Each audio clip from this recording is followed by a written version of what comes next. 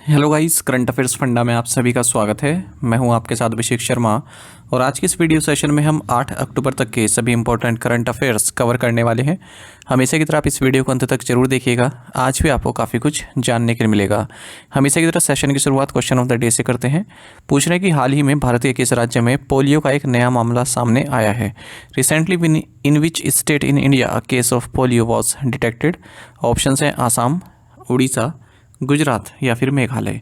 तो जल्दी से आप आंसर कर दीजिए, फिर हम आगे बढ़ते हैं। और इसी तरह के क्वेश्चन यदि आप प्रैक्टिस करना चाहते हैं तो मैं टेलीग्राम पर जरूर ज्वाइन करें। करंट अफेयर्स फंडा नाम से हमारा टेलीग्राम चैनल है।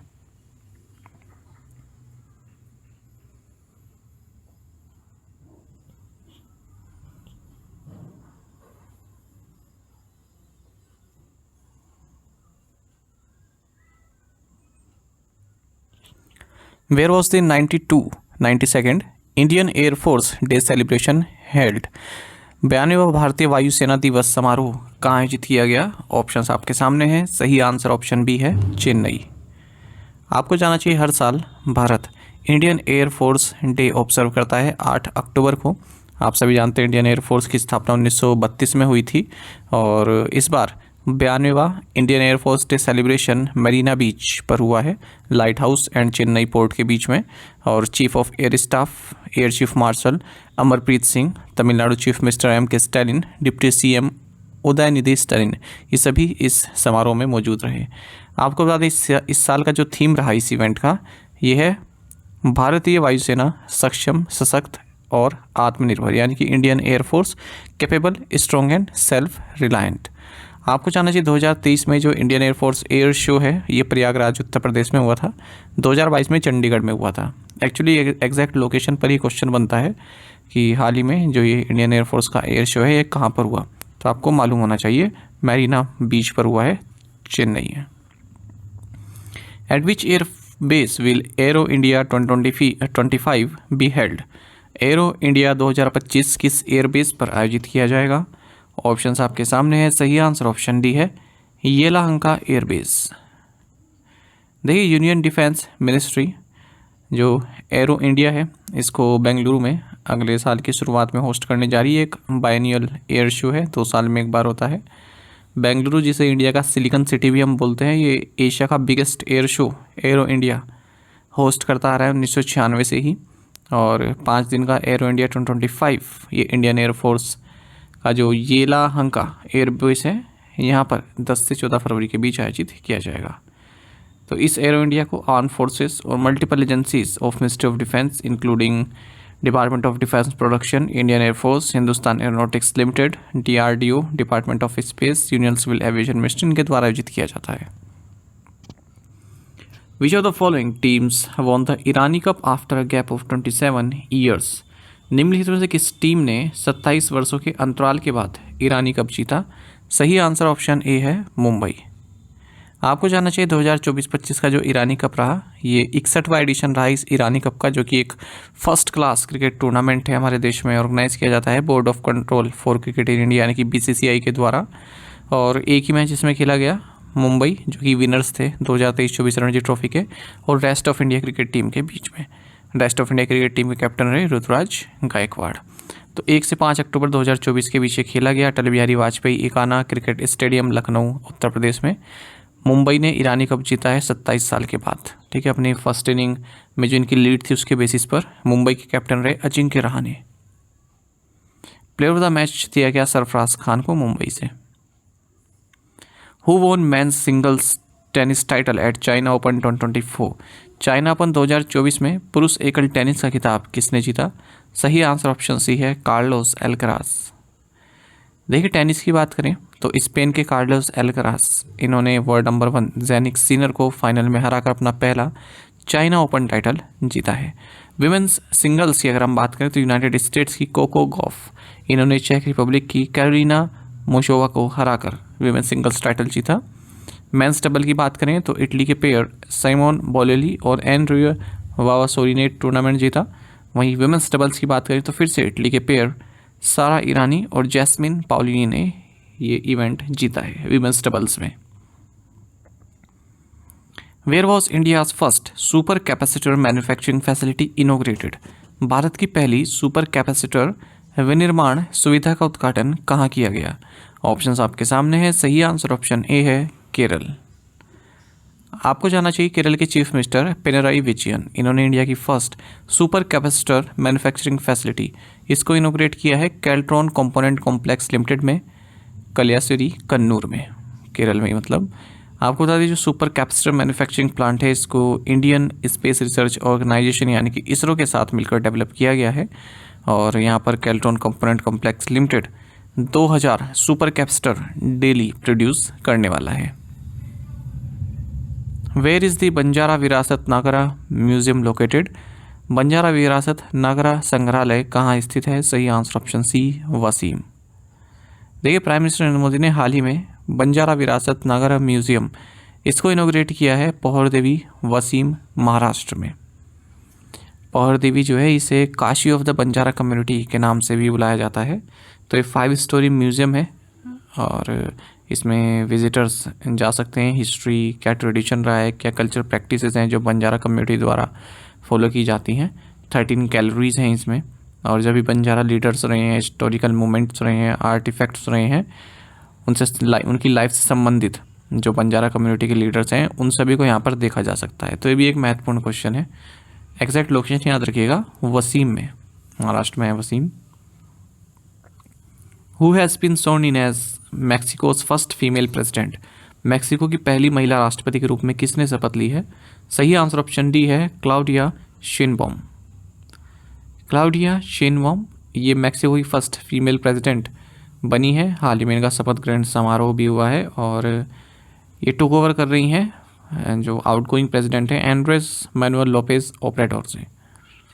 मैक्सिको की बात करें नॉर्थ अमेरिका में आता है। कैपिटल मैक्सिको सिटी है, करेंसी मैक्सिकन पैसो है और मोस्ट स्पेनिश स्पीकर्स पूरे वर्ल्ड में मैक्सिको में रहते हैं। How many branches does state Bank of India will open in the current financial year? चालू वित्त वर्ष में भारतीय स्टेट बैंक कितनी शाखाएं खोलेगा? सही आंसर ऑप्शन सी है 600। देखिए स्टेट बैंक ऑफ इंडिया इस करंट फाइनेंशियल ईयर में 600 ब्रांचेस खोलने जा रहा है पूरे भारत भर में। आपको बता दें जो ये SBI है इसने 137 ब्रांचेस लास्ट फिस्कल ईयर में ओपन की, जिसमें से 59 नई रूरल ब्रांचेस इनोग्रेट की गई। SBI का अगर हम मार्च 2024 तक बात करें तो पूरे भारत भर में 22,542 ब्रांचेस हैं। स्टेट बैंक ऑफ इंडिया के चेयरमैन चाला श्रीनिवासुलु शेट्टी हैं। Which two companies have partner to introduce the daily savings feature? Daily saving सुविधा शुरू करने के लिए किन 2 कंपनियों ने साझेदारी की है? सही आंसर ऑप्शन ए है फ़ोन पे एंड जार। देखिए फ़ोन पे ने अपनी पार्टनरशिप अनाउंस की है premier financial fitness platform Jar के साथ, जिसके तहत इसने डेली सेविंग्स नाम का एक फीचर अपने प्लेटफॉर्म पर ऐड किया है, जिसके तहत डिजिटल गोल्ड परचेज़ किया जा सकता है। तो इसके तहत जो यूज़र्स हैं वो 24 कैरेट डिजिटल गोल्ड जो यहाँ पर परचेस कर सकते हैं अपने डेली इंक्रीमेंटल कंट्रीब्यूशन के तौर पर। डेली सेविंग्स के साथ जो फ़ोन पे है इसका मकसद है जो इंडिविजुअल्स हैं उनके अंदर एक सेविंग हैबिट्स जो है डेवलप हो by allowing them to save amounts starting from ₹10 up to maximum of ₹5,000 each day in digital gold. तो डिजिटल गोल्ड के रूप में आप यहाँ पर पैसा सेव कर सकते हैं 10 रुपये से लेकर 5,000 रुपये तक per day. How much is the loan approved by the Asian Development Bank for tourism development in Himachal Pradesh? Himachal Pradesh में पर्यटन विकास के लिए एशियन डेवलपमेंट बैंक द्वारा कितना ऋण स्वीकृत किया गया है? सही आंसर ऑप्शन बी है $162 मिलियन। देखिए एशियन डेवलपमेंट बैंक ने $162 मिलियन का लोन अप्रूव कर दिया है हिमाचल प्रदेश में टूरिज्म डेवलपमेंट को सपोर्ट करने के लिए। The loan will help unlock the states tourism potential through the enhancement of cultural and heritage sites and the creation of new infrastructure aimed at strengthening the tourism sector। इससे पहले हमने देखा था कि एशियन डेवलपमेंट बैंक ने $240.5 billion का loan approve किया है ताकि भारत में जो रूफटॉप सोलर सिस्टम है उनको फाइनेंस किया जा सके। Which bank is planning to sell its Oman operation to Bank Dhofar? कौन सा बैंक अपना ओमान परिचालन बैंक डॉफर को बेचने की योजना बना रहा है? सही आंसर ऑप्शन सी है बैंक ऑफ बड़ौदा। देखिए बैंक ऑफ बड़ौदा जो ओमान ऑपरेशन है इसका उसको सेल करेगा बैंक डॉफर को ठीक है। जो अपना इसका फॉरेन ऑपरेशन है उनको रेशनलाइजेशन करने का प्रोग्राम चल रहा है बैंक ऑफ बड़ौदा का, और भी देशों में इस तरह का इसने किया है कि अपना ऑपरेशन किसी दूसरे बैंक को बेच दिया है। तो टोटल बिजनेस जो है बैंक ऑफ बड़ौदा का यहाँ पर ओमान में ये 113.35 मिलियन ओमानी रियाल का है। वहीं जो नेट वर्थ है ये 25.54 मिलियन ओमानी रियाल की है। आपको जाना चाहिए गूगल इंडिया ने हाल ही में पार्टनरशिप अनाउंस किया है मुथूट फाइनेंस के साथ, जो कि एक नॉन बैंकिंग फाइनेंशियल कंपनी है। गोल्ड लोन में स्पेशलाइजेशन है इसके पास, और this partnership will provide gold backed loans to small businesses and consumers specially in rural areas through Google Pay. देखिए गोल्ड लोन का फ़ायदा ये होता है, गोल्ड लोन का मतलब होता है आप गोल्ड को गिरवी रख के लोन ले रहे हो, ठीक है। आपने कोलेटरल के तौर पर क्या रखा है, गोल्ड रखा है। तो गोल्ड लोन देने का फ़ायदा ये होता है कि जो आपने कोलेटरल के तौर पर गोल्ड रखा है उसकी कितनी वैल्यू है तुरंत जो है कैलकुलेट हो जाती है, ठीक है। तो आपका जो लोन वगैरह तुरंत अप्रूव भी हो जाता है, और उसमें ज़्यादा कागज़ वगैरह की भी झंझट नहीं रहती है। अगर आप कोलेटरल के तौर पर कोई और संपत्ति रखते हैं तो थोड़ा बहुत टाइम लगता है उसका एस्टिमेट लेने में कि कितनी वैल्यू है उसकी कोलेटरल की। पर गोल्ड में क्या है, तो सीधा सीधा पता चल जाएगा, जैसे ही मेज़र किया कि इतना है गोल्ड, और तुरंत उसकी वैल्यू पता चल जाती है कि इतना गोल्ड गिरवी रखा हुआ है। तो ये फ़ायदा रहता है गोल्ड लोन में। गोल्ड लोन मतलब ये नहीं कि आप गोल्ड लेने के लिए लोन ले रहे हैं, बल्कि आपने गोल्ड को कोलेटरल रखा है लोन लेने के लिए। What will be the new age limit for keeping 50% of investment in equity funds under the National Pension Scheme? राष्ट्रीय पेंशन योजना के तहत इक्विटी फंड में 50% निवेश रखने की नई आयु सीमा क्या होगी? सही आंसर ऑप्शन बी 45 साल, 45 ईयर्स। देखिए pension fund regulatory and development authority यानी कि PFRDA ये नई नेशनल पेंशन स्कीम लॉन्च करेगा, जिसके तहत जो सब्सक्राइबर्स हैं वो अपनी इन्वेस्टमेंट का 50% इक्विटी फंड्स में रख सकते हैं 45 साल की लिमिट तक, 45 साल की एज लिमिट तक भी। फिलहाल क्या है, जो पेंशन रेगुलेटर है यानी कि PFRDA ये अलाउ करता है कि 50% इन्वेस्टमेंट इन इक्विटी फंड्स 35 साल तक ही आप कर सकते हैं। तो अब 35 से बढ़ाकर 45 साल कर दिया जाएगा। जो कंबाइंड टोटल कॉर्पस है NPS का और APY का, ये 12.4 ट्रिलियन रुपीज़ का है, और PFRDA एक्सपेक्ट कर रहा है कि फाइनेंशियल 25 में 15 ट्रिलियन ये पहुंच जाएगा। अटल पेंशन योजना में 1.2 करोड़ न्यू सब्सक्राइबर्स एनरोल किए गए फाइनेंशियल 24 में, और जो टारगेट है करंट फाइनेंशियल ईयर में 1.3 करोड़ सब्सक्राइबर्स का है। जो टोटल एसेट्स अंडर मैनेजमेंट है अटल पेंशन योजना के तहत ये 37,850 करोड़ रुपए है। Where is the national wildlife week celebrated in India? भारत में राष्ट्रीय वन्यजीव सप्ताह कब मनाया जाता है? सही आंसर ऑप्शन बी है 2 to 8 अक्टूबर। देखिए नेशनल वाइल्ड लाइफ वीक भारत में 2 से 8 अक्टूबर के बीच हर साल मनाया जाता है। इस साल का थीम रहेगा नेशनल वाइल्ड लाइफ वीक का wildlife conservation through coexistence. What is the name of Swiggy's new initiative for career growth of delivery partners? Delivery partners के करियर ग्रोथ के लिए स्विगी की नई पहल का नाम क्या है? सही आंसर ऑप्शन ए है project next.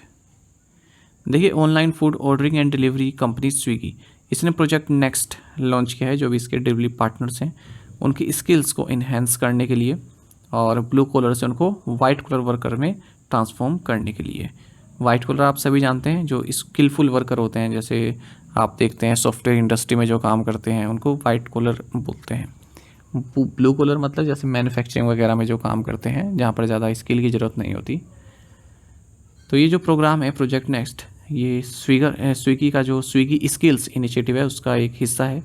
Government of India के साथ इसने एक टाई अप किया था स्विगी स्किल्स के लिए, जिसके तहत ये ऑलमोस्ट 2,40,000 डिलीवरी पार्टनर्स को स्किल प्रोवाइड कराएगा। साथ ही स्विगी ने 10 minute meals and beverages delivery service Bolt भी शुरू की है 6 मेजर सिटीज़ में, हैदराबाद, मुंबई, दिल्ली, पुणे, चेन्नई और बेंगलोर में 2 किलोमीटर रेडियस के अंदर अंदर जो कस्टमर्स की है।